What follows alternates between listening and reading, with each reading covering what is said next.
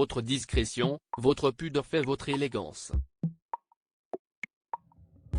C'est en ces termes, cités par Le Parisien, qu'Emmanuel Macron a décrit Elisabeth Borne alors qu'il lui remettait, ce jeudi 22 décembre, les insignes de Grand Croix de l'Ordre national du mérite. Un titre honorifique que le chef de l'État a souhaité décerner à la première ministre pour ses 6 mois à cette fonction aussi prestigieuse qu'exigeante et afin de récompenser ses mérites distingués. Si le président de la République a la réputation d'être un bourreau de travail, il a trouvé en Elisabeth Borne une complice. Pour vous, la recette de l'équilibre, c'est une moitié de travail et une moitié de travail. Votre remède à la fatigue, encore le travail, a-t-il ainsi résumé lors de la cérémonie de remise organisée, en toute sobriété, ce jeudi, dans un salon de l'Élysée, précise Le Parisien. Un moment sobre, à son image, a confié l'un des invités à nos confrères de la presse quotidienne. Pas question pour autant pour Elisabeth Borne de se reposer sur ses lauriers puisqu'un nouveau sujet sensible s'est ajouté à ses prérogatives pour clore l'année en beauté.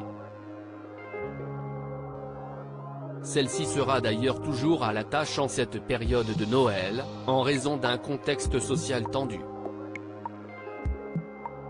Certains dans son entourage soulignent d'ailleurs que la chef du gouvernement ne prend que très peu de jours de congé. Elisabeth Borne, l'évolution physique de la première ministre en images. Emmanuel Macron met la pression sur le gouvernement en cette fin d'année 2022, le gouvernement n'échappe effectivement pas à une dernière grève, en l'occurrence celle du collectif des contrôleurs SNCF. Il n'est pas tolérable que quelques centaines de personnes bloquent le pays et gâchent les fêtes des Français après 2 années de Covid, a déploré Emmanuel Macron en ouverture du Conseil des ministres de ce 22 décembre. Le Parisien rapporte que, sans blâmer les membres du gouvernement, le chef de l'État leur a demandé d'anticiper à l'avenir ce genre de contrariété. Le gouvernement ne doit pas être observateur des conflits sociaux et doit continuer de se mobiliser, a-t-il argué, réclamant des solutions pour éviter qu'une telle situation se reproduise. La première à plancher dessus, à quelques jours de Noël, sera bien évidemment la première ministre. De toute façon, elle ne prend que très rarement des vacances, a même conclu un proche. Article écrit en collaboration avec 6 médias.